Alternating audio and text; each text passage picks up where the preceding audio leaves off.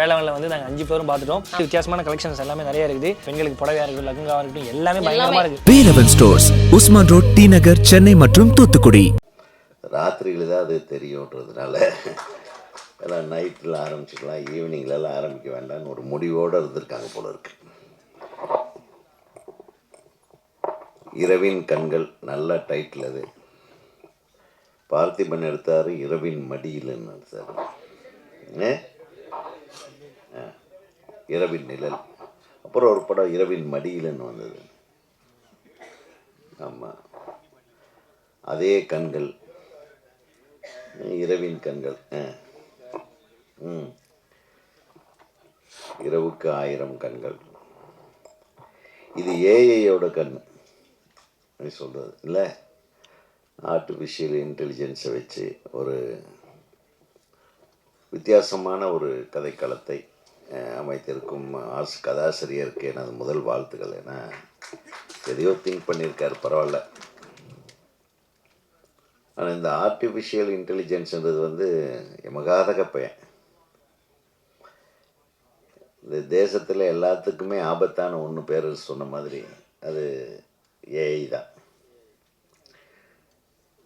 உடம்பு சரியில்லாத ஒரு நடிகர், நம்ம டைஹார்டு ஹீரோ, ஒரு பேர் என்ன, ப்ரூஸ் வில்லிஸ். ப்ரூஸ் வில்லிக்கு உடம்பு சரியில்லை. கடந்த 2 வருஷத்துக்கு முன்னாடி இருந்து உடம்பு சரியில்லை அவருக்கு. அவருக்கு அட்வான்ஸ் கொடுத்துட்டாங்க ஒரு ப்ரொடியூசர். அட்வான்ஸ் எல்லாம் கொடுத்துட்டாங்க, அவர் நடிக்க போக முடியல. டைரக்டர் என்ன பண்ணிட்டான், ஒன்றும் பண்ணாதீங்க, நீங்கள் ஒன்றும் பிரச்சனையே இல்லை, நான் ஏஐயை வச்சு உங்களுக்கு ரீப்ரொடியூஸ் பண்ணிக்கிறேன் அப்படின்னு கூப்பிட்டு போய் ஒரு 10 ஏங்கிளில் அவரை உட்காந்து வச்சு ஷாட் எடுத்து, நிற்க வச்சு ஷாட் எடுத்து அனுப்பி விட்டார். அவருக்கு பேசின சம்பளத்தை கொடுத்துட்டாங்க. ஒரு ஏஐ தொழில்நுட்பத்தை பயன்படுத்தி படத்தை எடுக்க ஆரம்பிச்சிட்டாங்க. இப்படி எடுக்க ஆரம்பித்தாங்கன்னா இப்போ நம்ம ரஜினியை எடுக்கலாம், விஜயகாந்த் அவர்களை எடுக்கலாம், எல்லாத்தையும் வச்சு எடுக்கலாம். இப்போ விஜயகாந்த் சின்ன கவுண்டர் 2 அப்படின்ற படத்தை என்னால் எடுக்க முடியும். உடனே ஹாலிவுட்டில் ஒரு பெரிய போராட்டம் வெடிக்குது, எல்லாரும் ஸ்ட்ரைக் பண்ணிட்டாங்க. நீங்கள் ஏஐ வச்சு கதை பண்ணலாம், நீங்கள் அந்த அவுட்லைனை சொல்லிட்டீங்கன்னா அந்த ஏஐ வந்து அதே ஒரு கதையை குக் பண்ணி கொடுத்துரும். அதே அவுட்லைனை இன்னொருத்தங்கிட்ட சொன்னான்னா அது வேறு மாதிரி குக் பண்ணி கொடுக்கும். ஸோ இப்போ கதாசிரியர் எல்லாம் மூளை இல்லாமையே இருக்கலாம், மூளையெல்லாம் யூஸ் பண்ண வேண்டியதில்லை. ஸோ இந்த அளவுக்கு பிரச்சனை போயிடுச்சுன்னா மனித உழைப்புக்கு, மனித அறிவுக்கு வேலை இல்லாமல் போய்விடும் அப்படின்னு ஒரு ஸ்ட்ரைக் பண்ணி இப்போ இந்த ஏஐ மூலமாக படம் பண்ணுறதை நிறுத்திட்டாங்க. ஏஐயை பற்றி படம் எடுக்கலாம், ஏஐயை உபயோகப்படுத்தி படம் எடுக்கிறத நிறுத்திட்டாங்க. இது உங்களுக்கு தெரியுமா? இப்போ செய்தியாளர்களுக்கு தெரியும்னு நினைக்கிறேன். ஸோ அந்த அளவுக்கு ஒரு டேஞ்சரஸ் இன்வென்ஷன்னா அது ஏஐ. அதே மாதிரி அதனுடைய இனோவேட்டிவ் பவர்ஸ்ன்னு ஒன்று இருக்குது, அதை வச்சு கன்ஸ்ட்ரக்டிவாக நம்ம யூஸ் பண்ணிக்கலாம். எப்படி அணுசக்தியை வந்து ஆட்டம் பாமாவும் பயன்படுத்தலாம், அணுசக்தி யூஸ் பண்ணி பவர் பிளான்ட்டும் பண்ணலாம். அந்த மாதிரி தான் அது யார் கையில் இருக்குதுங்கிறத வச்சு தான் அந்த ஏஐயோட பயன் வெளி உலகத்துக்கு தெரியும். அந்த மாதிரி நம்ம தம்பி பாப்பு சுரேஷ் கையில் ஒரு ஏஐ கிடச்சிருக்கு, அவர் என்ன பண்ணியிருக்கிறாருன்னு ஃபுல்லாக பார்த்தா தான் தெரியும். நிச்சயமாக அவர் ஒரு விறுவிறுப்பான, ஒரு இன்ட்ரெஸ்டிங்கான ஒரு கதையை அதில் வச்சு பண்ணியிருக்காருன்றது மட்டும் ட்ரெய்லரை பார்த்த உடனேயே புரியுது. அதுக்கு ஒரு மிகப்பெரிய சபாஷை சொல்லிக்கொள்ள ஆசைப்படுகிறேன்.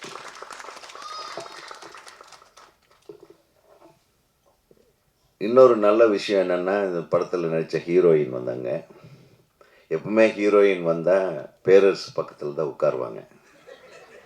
அவருக்கு அந்த வருத்தம் தாங்க முடியாமல் ரொம்ப நேரம் என்னடா பண்ணுறதுன்னு ரொம்ப ஃபீல் பண்ணிட்டு இருந்தப்போ தான் நான் கண்டுபிடிச்சப்பா 2 பேர் அங்கே பெண்கள் அங்கே வந்திருக்காங்க, கொஞ்சம் அனௌன்ஸ் பண்ணி உட்கார வைங்கன்னு பின்னாடி சொன்னேன். அவங்களும் சொல்லலை, ஆனால் நான் சொன்னது தம்பி காதுக்கு மட்டும் கரெக்டாக தேடி கண்டுபிடிச்சி உட்காத்த வச்சுட்டு கைத்தட்டுங்க கைத்தட்டுங்கன்னு சொல்லி இவருக்கா கதை சொல்ல தெரியாது, எத்தனை கதையை சொல்லிட்டார் பாருங்க. வர்ற ஆளுகளை வசியம் பண்ண தெரிந்த ஒரே ஆளு இந்த மேடையில் பேரரசு தான். பேரரசு நிறைய பேர்த்த கவுத்திருக்காரு. விஜயை கவுத்திருக்காரு, அஜித்தை கவுத்திருக்காரு, விஜயகாந்தை கவுத்திருக்காரு. கதை சொல்லாமல் எப்படி கவுக்க முடியும்? அதெல்லாம் ஒன்றும் இல்லை. என்ன கேளுங்க, எனக்கு கதை சொல்ல தெரியாது, கதை பண்ணத்தான் தெரியும். என்ன கேட்டால் விஜயகாந்த் சாருக்கு கதை சொல்லணும். நான் சிரிச்சிட்டேன். என்ன கதை சொல்லணும்? இப்ராஹிம் ராவுதர் அவர்கள் கேட்குறாரு, உதய் நீ ஏதாச்சும் கதை சொல்லுப்பா, அவனுக்கு அட்வான்ஸ் எல்லாம் வாங்கியாச்சு, படம் ஆரம்பிக்க போகிறேன், கதை சொல்லியான்னு. நானும் யோசனை பண்ணுறேன், ஏங்க இதெல்லாம் 2.75 மணி நேரம் சொல்ல வேண்டிய கதை. நான் இன்றைக்கி ஒன்று சொன்னேன்னா நாளைக்கு சொல்லும்போது வேறு மாதிரி சொல்லுவேன். படம் எடுக்கிற இன்றைக்கி வேறு மாதிரி எடுப்பேன். அது முதல்லையே சொல்லிட்டேன்னா முதல்ல சொல்கிற படத்துக்கு முடிக்கிற படத்துக்கு வித்தியாசம் இருக்காது, வித்தியாசம் இருக்கும். ஆனால் ஒரு விஷயத்தை மட்டும் சொல்கிறேன்னா ஒரு வரியில் சொன்னேன். துண்டெடுத்து தோளில் போட்டால் பஞ்சாயத்து பண்ண போகிறேன்னு அர்த்தம், அதை இடுப்பில் கட்டினா கோயிலுக்கு போகிறேன்னு அர்த்தம், அப்படி கழட்டி தூக்கி வச்சேன்னா பட்டையை கிளப்ப போகிறேன்னு அர்த்தம். இதுதான் கதை. அவருக்கு ரொம்ப பிடிச்சிச்சு. பட்டை கிளப்புறம் இருக்கா அப்படின்னாரு. ஆமாம் இருக்குது. அதுக்கப்புறம் நம்ம அந்த மொய் விருந்து பல விஷயங்கள், அந்த கதை, இந்த சின்ன கவுண்டர் படத்தை எடுத்தவே அதுலேருந்து 10 கதை பண்ணலாம். இப்போ என்ன விட்டாலும் 10 கதை பண்ணிடுவேன். ஸோ அந்தளவுக்கு நிறைய வாழ்வியல் சமாச்சாரங்கள், அதாவது கண்டென்ட் ஓரியன்ட் சினிமான்னு நான் சொல்ல மாட்டேன். இதை வாழ்வியல் படைப்புகள்ன்றது இன்றைக்கி ரொம்ப கம்மியாக இருக்குது. இன்றைக்கி இந்த ஓடிடி தளத்தை பற்றி எல்லோரும் பேசுகிறாங்க. அது ஓடிடி தளத்துக்காக படம் எடுக்கிறது, அப்படி எடுத்தால் தான் இன்றைக்கி தேட்டரில் நம்ம ரிலீஸ் பண்ண முடியும்னு ஆகிப்போச்சு. ஒரு காலத்தில் ஃபாரின் ரைட்ஸ் விற்றா தான் இங்கே படம் ரிலீஸ் ஆகும். ஏன்னா ஃபாரின் ரைட்ஸுக்கு ஒரு லம்பாக ஒரு அமௌண்ட் வந்துடும். அதுக்கப்புறம் சேட்டலைட் ரைட்ஸ் விற்றா தான், இந்த தொலைக்காட்சிகளுக்கு சேட்டலைட் ரைட்ஸ் விற்றா தான் நம்ம இங்கே படம் ரிலீஸ் பண்ண முடியுன்ற ஒரு சூழ்நிலை இருந்தது. இப்போ என்னென்னா, ஒரு படத்தை ஏதாச்சும் ஓடிடி ரைட்ஸுக்கு சைன் பண்ணால் தான் இந்த படம் ரிலீஸ் ஆகும் அப்படின்ற மாதிரி ஒரு சூழ்நிலை இருக்குது. ஒரு விதத்தில் நம்ம எடுக்கிற சினிமாவை நம்மளை தவிர யாரையாரோ இந்த ரிலீஸை டிசைட் பண்ணுறாங்கன்றது தான் உண்மையை தவிர, ஒரு விஷயத்தில் பார்த்திங்கன்னா ஓடிடி தளம் என்பது இது ஒரு சர்வதேச தளம். நீ ஒரு ஆப்பை எடுத்துகிட்டு நீ ஒரு ஓடிடி தளத்துக்கு நீங்கள் கிளிக் பண்ணி படம் பார்க்குறீங்கன்னா உலகம் ஃபுல்லாகவும் அது பார்க்க முடியும். அது சப்ஸ்கிரிப்ஷன் பண்ணிட்டால் உலகம் ஃபுல்லாகவும் பார்க்க முடியும். ஒரு ஆங்கில பட தயாரிப்பாளரும் பார்க்கலாம். ஒரு ஐரோப்பாவில் இருக்கக்கூடிய எந்த கண்ட்ரியில் இருக்கக்கூடிய இயக்குநர்களும் படைப்பாளிகளும் சரி, ரைட்டரும் சரி, நடிகர்களும் சரி, தயாரிப்பாளர்களும் பார்க்கலாம். ஸோ அப்போ பார்க்கும்போது அந்த ஸ்டாண்டர்ட் ஆஃப் மேக்கிங்னு சொல்லுவாங்க இல்லையா, அந்த படைப்பினுடைய தரம், இந்த உலக மக்களை கவரும் விதமான ஒரு படைப்பு அதில் இருந்தால் மட்டும்தான் ஓடிடி தளத்தில் வெளியிடுவார்கள். பெரும்பாலும் ஓடிடி தளங்களில் யார் படம் பார்க்குறாங்கன்னா 75% ஆஃப் த பீப்புள் ஆர் வாட்சிங் இன் த நைட்ஸ். இரவு நேரங்களில் தான் அவங்க படம் பார்க்குறாங்க. இரவு நேரங்களில் படம் பார்க்கும்போது அது ஒரு டைப்பான படமாக இருந்தால் தான் பார்ப்பாங்க. நல்ல படம் எல்லாம் பார்க்கவே மாட்டாங்க. இப்போ நிறைய பேர் என்கிட்ட சொன்னாங்க, என்னங்க நீங்கள்லாம் எடுத்தீங்க, அந்த மாதிரியெல்லாம் படம் எடுக்க முடியுமா? எடுத்தால் ஓடாதையா, நம்ம ராத்திரியில் படம் பார்க்குற மாதிரி எடுத்தால் தான் ஏன் ஓடும். இப்போ அதுக்கு நம்ம தனியாக இப்போ நம்ம ட்ரைனிங் எடுத்துக்க வேண்டியது இருக்குது. நீங்களும் அடுத்ததெல்லாம் அந்த மாதிரி எடுக்கணும். ஏஐஎன்னெல்லாம் வச்சுட்டு இது ஒரு முயற்சி, இதில் வெற்றி அடைவீங்க, அதில் சந்தேகம் இல்லை. பட் இருந்தாலும் இந்த ஏஐலேயே அடுத்த லெவலில் போயிட்டு எந்த ஏஐ வந்தாலும் அந்த இரவுல பார்க்குற படங்கள் கூடிய அந்த காட்சி அமைப்புகள் இருக்கு பாருங்க, அது இருந்தால் தான் ஓடிடிக்காரன் வாங்குறாங்க. ஒரு 10 பெட்ரூம் சீனாவது இருக்கணும், ஒரு முத்த காட்சி இருக்கணும், அப்புறம் அரைகுடை உடையோட கட்டி தழுவுதல், படுக்கையில் பிறல்றது, இதெல்லாம் ராத்திரி நடக்கும் தானே வீட்டில். அது எல்லாம் வெளிப்படையாக எடுக்க தெரிந்தால் மட்டும்தான் இன்னைக்கு அன்பு தம்பி பேரரசுவால் திரும்பவும் படம் எடுக்க முடியும் என்பதை இந்த மேடையில் தெரிவித்து, அதுக்கு நீ ரெடி ஆயிடு, நான் ரெடி ஆயிட்டேன். இப்போ ஆல்பத்தில் கூட நீங்கள் பார்த்துருப்பீங்க, புதுசாக வர்ற ஆல்பம், இன்னைக்கு வெளியிட்ட ஆல்பத்திலிருந்து எல்லாம் பின்னி பெடல் எடுக்கிறாங்க. நம்ம இன்னும் இப்படியே உட்காந்துட்டு ஏங்க நல்ல படம் எடுக்கலையா அப்படின்னாலும் கேள்வியே கேட்கப்படாது இனிமேல் யாரும். தயவு செஞ்சு ஒரு நல்ல படம் எடுக்க சொல்லி எந்த இயக்குனரையும் கட்டாயப்படுத்தாதீங்க. இரவில் பார்க்கக்கூடிய படங்களாக, ஓடிடி தளத்தில் ரிலீஸ் ஆகக்கூடிய படங்களாக எடுத்தால் நம்ம தப்பிச்சுக்கலாம். கரெக்டாக நான் சொல்கிறது? இதுக்கு யார் ஒரே ஒருத்தன் தான் கை தட்டுறோம். நம்ம மனசுக்குள்ள இருக்கிறது வேற, வெளியே இருக்கிறது வேற, வெளியே பேசுறது வேற. நான் ஓப்பனாக பேசுகிறேன். அதனால தான் பார்த்தீங்கன்னா இப்போ எல்லாம் அந்த காமெடி கூட நைட்டு காமெடின்றாங்க, என்ன டார்க் காமெடின்றாங்க, டார்க் ஆக்ஷன்ன்றாங்க, டார்க் லவ்ன்றாங்க. என்னங்கடா அது டார்க் லவ், டார்க் ஆக்ஷன்? எனக்கு ஒன்றும் புரியல.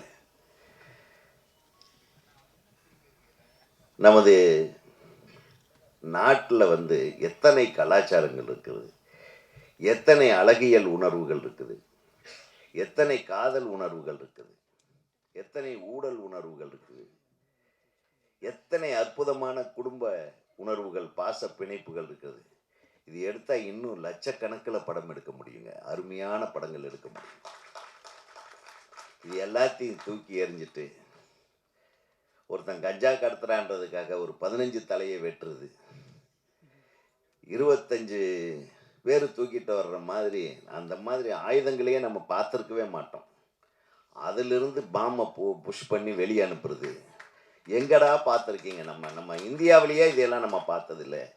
இதுக்கு கை தட்டிட்டு பல ஆயிரம் கோடிக்கு வியாபாரம்ன்றான், 1000 கோடி கலெக்ஷன்ன்றாங்க. யாரை ஏமாற்றிக்கிட்டு இருக்கோம்? இன்றைக்கும் ஒரு பாசமலரை எடுக்க முடியுமா? ஒரு 1000ல் ஒருவனை எடுக்க முடியுமா? நன்றாக சிந்தித்து பாருங்கள். கொஞ்ச நேரத்துக்கு முன்னாடி சொன்னாங்க, இப்போ உதயம் தேட்டரில் 1000ல் ஒருவன் ரிலீஸ் ஆகுது சார். ஏதோ ஒரு படம் ரிலீஸ் ஆச்சு, கூட்டம், டிக்கெட் கிடைக்கல, ரிக்ஷாக்காரனுக்கு டிக்கெட் கிடைக்கல. நாங்கள் யாரையும் புண்படுத்தாத படங்கள், யாரையும் கெடுக்காத, எந்த உணர்வையும் கொச்சைப்படுத்தாத படங்கள், ஒரு தவறான சிந்தனைகளை விதைக்காத படங்கள், இந்த மாதிரி தான் எம்ஜிஆர், சிவாஜி எல்லாருமே பண்ணாங்க. இந்த மாதிரி ஒரு சிறந்த திரைப்படங்களை நாம் மீண்டும் தர முயற்சிக்க வேண்டும். அந்த முயற்சியை முன்னெடுக்கும் விதமாக தம்பி சொன்னாரே, விஜய் சார், அஜித் சார், இவங்கெல்லாம் முன் வர வேண்டும். எத்தனை விஷயங்கள் இருக்குங்க. ஒரு வாழ்வியல் சமாச்சாரம்னு எடுத்துக்கிட்டா எத்தனை அழகான கதைகளை நாம் எடுக்க முடியும் தெரியுமா? அப்போதான் ஒரு மிதமான, ஒரு அன்பான ஒரு சொசைட்டி அப்படியே நம்ம தக்க வச்சுக்க முடியும். இல்லைன்னா வெளியே போனால், கார் ஓட்டினா இங்கே எவனாச்சும் மெதுவாக போனால் அவனை இடிச்சிட்டு போகணும்னு தான் தோணுது. டிரைவிங் சீட்டில் உட்காந்தா நானே வக்கரமாயிடுறேன். இதுக்கு என்னென்னா நம்ம எடுக்கிற திரைப்படங்கள் தான் காரணம். வக்கர புத்திகளை எல்லாம் தூண்டி விடுற மாதிரி. பெரிய பெரிய ஹீரோக்களே அந்த தப்பு பண்ண ஆரம்பிச்சிட்டாங்க. இப்போ தலையை வெட்டுறான், ஒரு 10 நிமிஷம் கழிச்சு தான் பாடி விழுகுது. எப்படா பாடி விழுன்னு பார்த்துட்டு பேரரசுக்கு ஏதோ ஒரு டைலாக் வச்சிட்டான்ட்டு கட் பண்ண சொல்லிட்டாங்க. இங்கே தலையை கட் பண்ண உடனே அவங்க எதுவுமே சொல்லலை. அவங்க கட்டுக்கே கட்டு இல்லையா அரசு? இதுதான் ஆளுக்கு தகுந்த மாதிரி கத்தரிக்கோலை பயன்படுத்தக்கூடாது. நான் சொல்றது என்னன்னு உங்களுக்கு புரியும்னு நினைக்கிறேன். சின்ன கவுண்டர் படத்துலேயே கற்றுக் கொடுத்தாங்க. அதில் என்னங்க இருக்குது சொல்லுங்கள்? அது அடித்த உடனே வாயிலிருந்து ரத்தம் வந்துருச்சான், பீச்சி அடிச்சு தான். அதை கட் பண்ண, டேய் தலையை வெட்டி ரொம்ப நேரம் பீச்சி. ஸோ தரமான படங்களை எடுக்க முன்வாருங்கள். தொழில்நுட்பத்தை பயன்படுத்தி நல்ல படங்களை எடுங்கள். நல்ல யுக்தியை பயன்படுத்துங்கள். புதிதாக வரக்கூடிய இளம் இயக்குநர்களுக்கெல்லாம் கற்பனை வளம் அதிகமாக இருக்குது. நாங்கள்லாம் வந்து வில்லேஜிலேருந்து வந்ததுனாலேயே என்னவோ அந்த வாழ்வியல் சினிமாவுக்குள்ளேயே மாட்டிக்கிட்டோம். நீங்கள் ஒரு சைடு படிக்கிறீங்க, ஒரு சைடு நிறைய ஃபாரின் ஃபிலிம்ஸை பார்க்குறீங்க, ஒரு சைடு விஞ்ஞான வளர்ச்சியினுடைய நுட்பங்களை எல்லாம் படிக்கிறீங்க. எல்லாத்தையும் மிக்ஸ் பண்ணி இன்றைய தலைமுறைக்கு, இன்றைக்கி ஸ்கூலுக்கு போகிற பசங்களுக்கும் காலேஜுக்கு போகிற பசங்களுக்கும் நீங்கள் படம் எடுக்கிறீங்க. இங்கே தான் ஒரு முக்கியமான விஷயம். அதாவது வளரும் குழந்தைகளுடைய வாழ்க்கை சிறப்பாக அமைய வேண்டும் என்றால் ஒவ்வொரு படைப்பாளியும் அந்த குழந்தைகள், அந்த கல்லூரி மாணவ மாணவிகளுடைய மனதிலே வக்கரத்தை தூண்டும் விதமான படங்களை எடுப்பதை தவிர்க்க வேண்டும் என்பது எனது வேண்டுகோள். நான் கேட்காமையே கை தட்டுறாங்க. Note this point. உண்மை அதுதான். ஏன்னா நமக்கெல்லாம் வந்து, நான் இப்போ கூட படம் பார்க்கும்போது ஒருத்தன் கத்தி எடுத்துகிட்டு குத்த வந்தாலும் நான் அந்த இடத்த ஃபாஸ்ட் ஃபார்வர்ட் பண்ணிடுவேன். என்னால் அதை ஜீர்ணிக்க முடியல.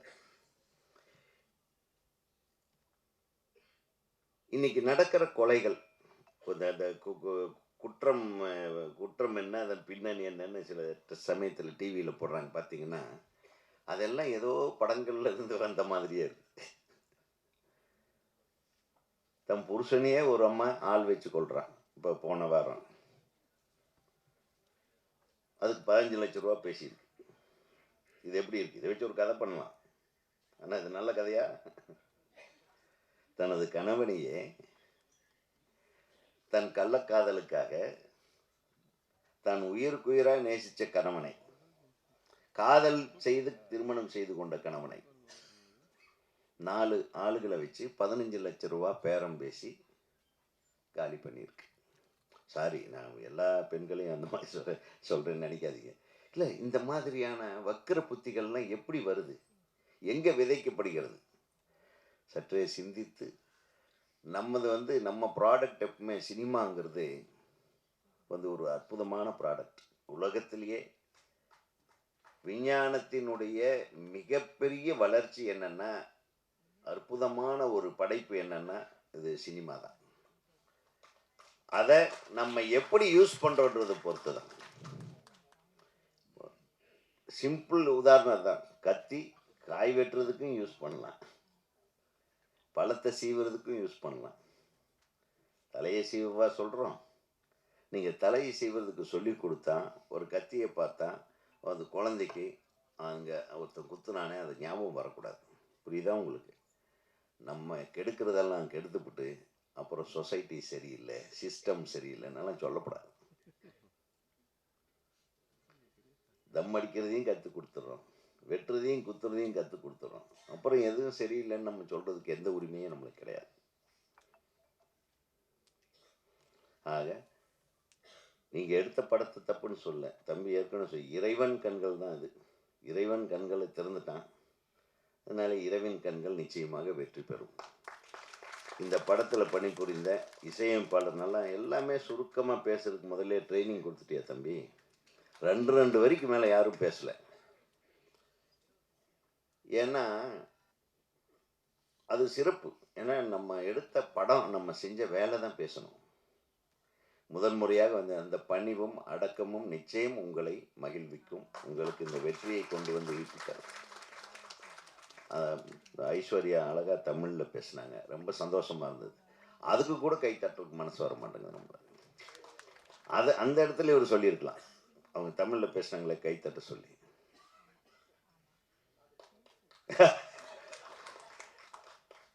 ஸோ இந்த திரைப்படத்தை முழுமையாக எடுத்து அதை திரையிடுவதற்கு ஆளை பிடித்து அதுக்கு எல்லாம் ஏற்பாடும் செய்த புதிய தயாரிப்பாளர். அவர் வேற ஒரு அவர் பிஸ்னஸே வேற. அவர் எப்படி இங்கே வந்து லேண்ட் ஆனாருன்னு தெரில. அவரை காப்பாற்றப் போவது நமது தமிழ் ரசிகர்கள். நிச்சயமாக காப்பாற்றப்படுவீர்கள். அதற்கு நம்ம ஊடகத்துறையினர் நிச்சயமாக உங்களுக்கு உறுதுணையாக இருப்பாங்க. ஆனால் ஊடகம் ஒரு அளவுக்கு தான். படம் நல்லா இருந்தால் நல்லா இருக்குன்னு சொல்லுவாங்க. இந்த படத்தை சிறப்பாக அனைவரும் வந்து பார்க்கும் அளவுக்கு நீங்கள் எல்லாரும் இன்னும் நிறைய வேலை செய்யணும். பிஹைண்ட் திஸ் ப்ராஜெக்ட் இப்போ எல்லாம் வந்து எல்லாருமே வந்து படத்தை எல்லாம் பார்க்குறது இல்லை. இப்போ எல்லாம் ஃபோனை தான் பார்க்குறாங்க. கொஞ்ச நாள் எனக்கு டிரைவர் இல்லை.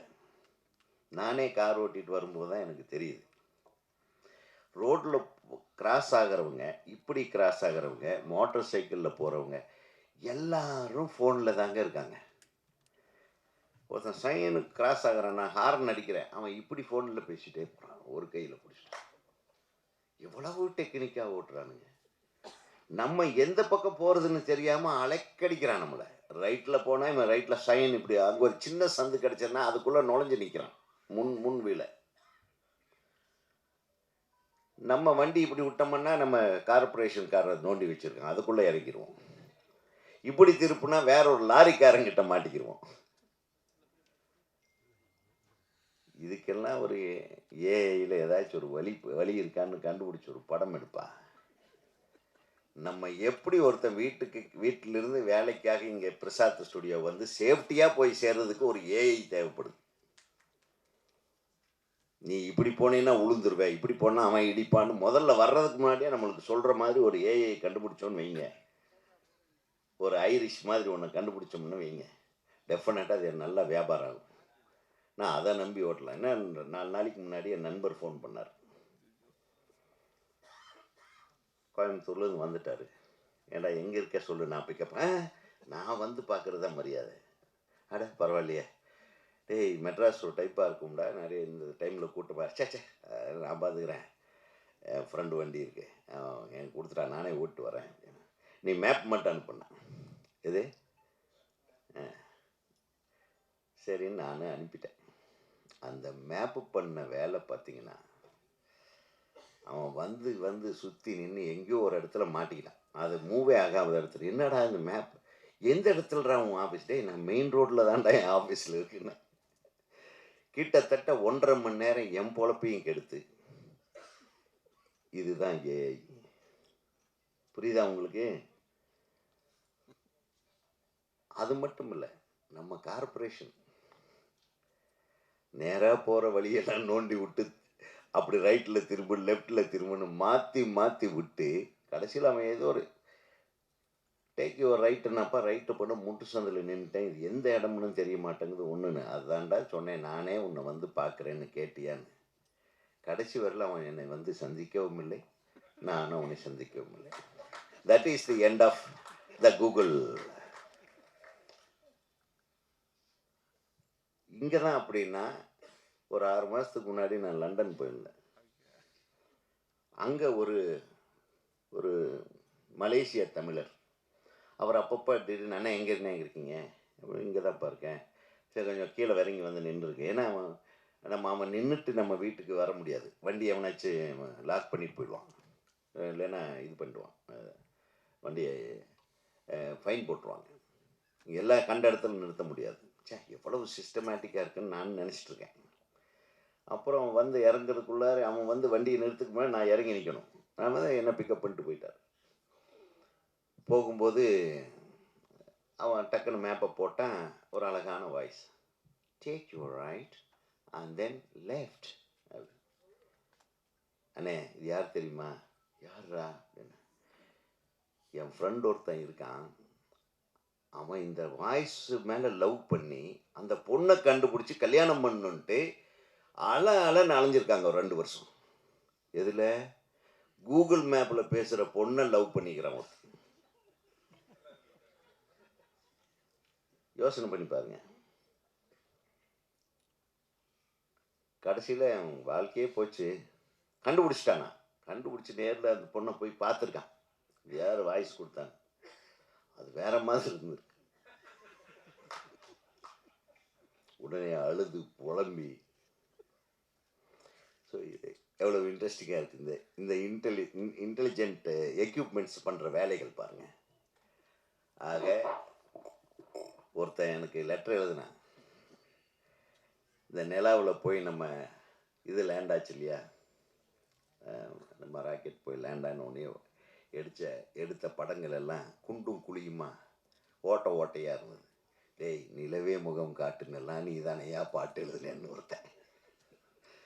நிலாவே வா, என்னங்கடா பண்ணுறீங்க, அந்த நிலா மூஞ்சியை பார்த்தீங்களாடா, இனிமேல் எவனாச்சும் நிலாவை பற்றி பாட்டு எழுதி பாருங்க அப்படின்னு ஒருத்தன் எனக்கு மெசேஜ் போடுறான். புரியுதா உங்களுக்கு?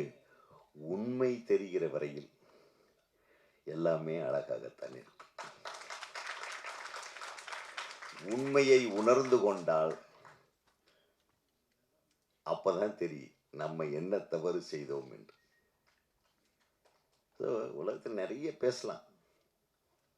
ஸோ ஒரு அற்புதமான ஒரு மேடையை அமைத்து இந்த புதியவர்களுக்கு நம்ம வாழ்த்து சொல்வதற்காக, நான் பொதுவாகவே ஆடியோ ரிலீஸுக்கு போனால் குறைந்தபட்சம் 3.5 மணி நேரம் நானும் எனது ஊடக நண்பர்களும் நாங்கள் இருப்போம். யார் என்ன பேசினாலும் அவ்வளவு பொறுமையாக கேட்டுக்கிட்டு, கவலையே படாமல் காதை ஒரு பக்கம் வச்சுக்கிட்டு கண்ணை ஒரு பக்கம் வச்சுக்கிட்டு,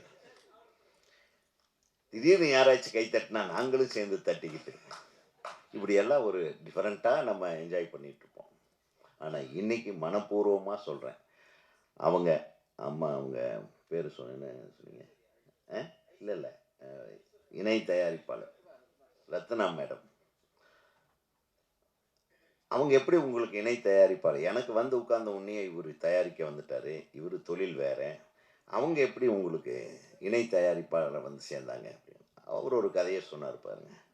அவங்க ஒரு படத்தை தயாரிக்க போய் அவங்களுக்கு உதவி செய்ய இவர் வரப்போய் கடைசியில் இவரே ஒரு படம் தயாரிக்க வந்து அதுக்கு அவங்க உதவி செய்ய வந்திருக்காங்க. இது எப்படி இருக்கு? ஒரு பிரமாதமாக இருக்கா இல்லையா?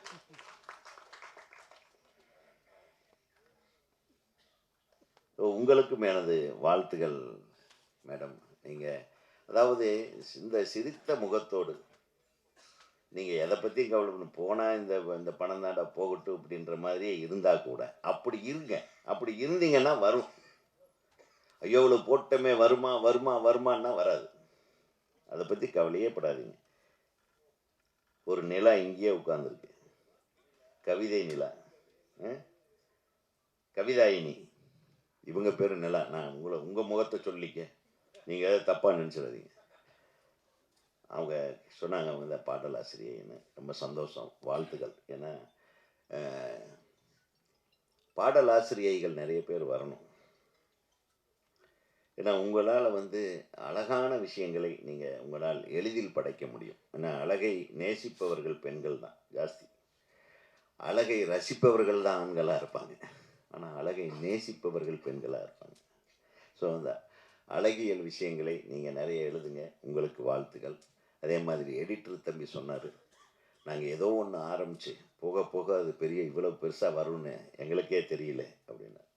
உங்களுக்கு தெரியாமல் நடக்கிறது தான் நல்ல விஷயம், தெரிஞ்சு நடந்தால் அது தப்பான விஷயமாயிடும். அதே மாதிரி இசையமைப்பாளர் நல்லா பண்ணியிருந்தீங்க. இந்த ரீ ரெக்கார்டிங் நீங்கள் தானே பண்ணீங்க தம்பி? எங்கே அவர்? ரீ ரெக்கார்டிங் நல்லா இருக்குது. பாட்டு நான் கேட்கல, பாடு சாரு சொன்னார் நல்லா வந்திருக்கு, இது டைட்டில் சாங் கூட ஒன்று போட சொல்லியிருக்கேன்னு சொன்னார். மிகச்சிறந்த இசையமைப்பாளராக வர வாழ்த்துக்கள். அப்புறம் அவர் நம்ம கன்னடத்தில் ஒரு மிகப்பெரிய காமெடியனாக உருவாகி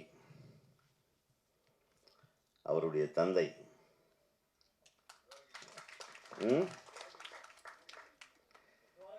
தெரியும் எனக்கு. அவங்க அப்பாவை நான் நேர்லேயே சந்திச்சிருக்கேன், கதையெல்லாம் சொல்லியிருக்கேன். அப்போ என்னது புதிய வாரிசா, என்ன வாரிசு, அடுத்த வாரிசு, ரஜினி சாரோட படம் அவர் தயாரித்தார் அவங்க அப்பா. அந்த காலத்தில் இந்த டி நகரில் அவங்க ஆஃபீஸ்க்கு போயிருக்கேன். ஸோ அவருக்கு இவ்வளோ ஒரு அழகான ஒரு புதல்வர் கிடைச்சிருக்காரு. நீங்களும் அப்பா மாதிரி மிகப்பெரிய நடிகராக வலம் வர வேண்டும் என்று எங்கள் தமிழ்நாடு திரைப்பட இயக்குனர் சார்பில் நான் தெரிவிச்சுக்கிறேன். ஏன்னா துவாரகேஷ்னா is loved by everyone in Karnataka. ஏன்னா Dwarakish not only in Karnataka, even in Tamil Nadu நிறைய தமிழ் படம் எடுத்திருக்காரு. அவர் இங்கே தான் இருந்தார், இங்கே தான் வீடு வாசலோட அவன் தம்பியெல்லாம் இங்கே தான் படிச்சிருக்காரு. ஸோ இது தமிழ்நாட்டுக்குன்னு ஒரு பெரிய வரலாறு இருக்கு. அனைத்து மாநிலத்தவரையும் அரவணைக்கும் ஒரே நாடு தமிழ்நாடு தான். அனைத்து மொழிகளையும் நேசிக்கிற ஒரே மொழி குடும்பம் வந்து தமிழ் மொழி குடும்பம் தான். அப்படி இருக்கும்போது நம்ம படங்கள் வந்து இன்னைக்கு உலக அளவில் பேசப்படக்கூடிய திரைப்படங்களும் இப்போது வந்து கொண்டிருக்கின்றன. ஒருவரும் பார்க்கவே முடியாத அளவுக்கு எடுக்கும் படங்களும் வந்து கொண்டிருக்கின்றன. ஆனால் இதில் ஒரு மிகச்சிறந்த நுண்ணறிவு கொண்ட ஒரு திரைப்படமாக இரவின் கண்கள் அமைந்திருப்பது அனைவரையும் நெஞ்சை நெகிழச் செய்கிறது. இந்த ட்ரெய்லரை பார்த்த உடனே ஃபஸ்ட்டு படம் டைரக்ட் பண்ண மாதிரி எனக்கு ஒரு ஃபீல் வரல தம்பி. உண்மையிலுமே எக்ஸ்பீரியன்ஸ் டைரக்டர் பண்ண மாதிரி உங்களுடைய படைப்பு இருந்தது. அதில் நீங்கள் திருப்பி பாருங்கள், இன்னும் ஏதாச்சும் அதில் பெட்டர் பண்ண முடியுமா, இன்னொரு கான்சன்ட்ரேட் பண்ணுங்கள். சார் சொன்ன மாதிரி அதுக்கு அவர் உட்காந்தோடனே சொன்னார் எத்தனை பாட்டுன்னு கேட்டேன். அவர் இன்னொரு பாட்டு வந்து இது போட்டால் நல்லா இருக்குன்னு சொல்கிறேன் நினச்சிட்ருக்கேன் சார் அப்படின்னு சொன்னாருன்னொடனே, இப்படிப்பட்ட ஒரு தயாரிப்பாளர் உங்களுக்கு கிடைத்ததற்கு நீங்கள் உண்மையிலுமே அதுக்கே ஒரு பெரிய புண்ணியம் செஞ்சுருக்கணும். அது ஒரு தனி ஏஐ மாதிரி அவருக்கு. ஸோ இவர் தான் இப்போ ஏஐ, ரியல் இன்டெலிஜென்ஸ், ஆர்ஐன்னு சொல்லலாம். ஆர்டிஃபிஷியல் இன்டெலிஜென்ஸ் இல்லை, ரியல் இன்டெலிஜென்ஸ். ஆக இந்த திரைப்படம் மிகப்பெரிய வெற்றி படமாக அமைய வேண்டும். கடைசியாக நம்ம பேரரசு தம்பியினுடைய மகிழ்ச்சிக்காக இங்கே அழகாக வர்ணனையாளராக இவ்வளவு நேரம் எங்களை எல்லாம் அழைத்து பேச வைத்த அன்பு சகோதரிக்கு தம்பி பேரரசு அவர்கள் கையால் பொன்னாடை போத்துமாறு அன்போடு கேட்டுக்கொள்கிறேன். ஒரு பொன்னாடி கொடுப்பா, நம்ம பொன்னாடியை கொடு. ஓகே, பரவாயில்ல.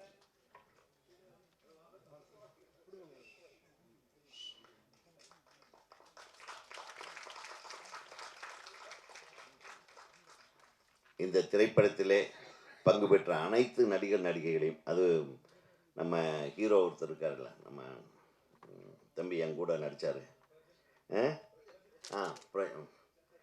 பிரஜன், அவர் பேர் பிரமோத்தன் வந்தது எனக்கு.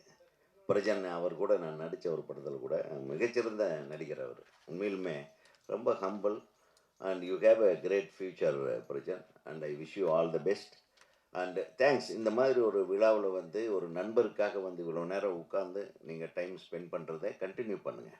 நீங்கள் பெரிய ஹீரோ ஆகிட்டீங்கனாலும் வந்துடுங்க, அப்போ வந்தால் தான் மரியாதை என்று கூறி அனைத்து தொழில்நுட்ப கலைஞர்களும், அனைத்து நடிகர்களும், தயாரிப்பாளரும், இந்த படத்தை வெளியிடும் அன்பு சகோதரர் எங்கே வந்திருக்காரு, வாங்க. நீங்கள் பின்னாடி நிற்கிறீங்களா, ஐயையோ வாங்க. இவருக்கு ஒரு இதை போட்டாச்சா, இவருக்கு போட்டாச்சா, கொடுங்க.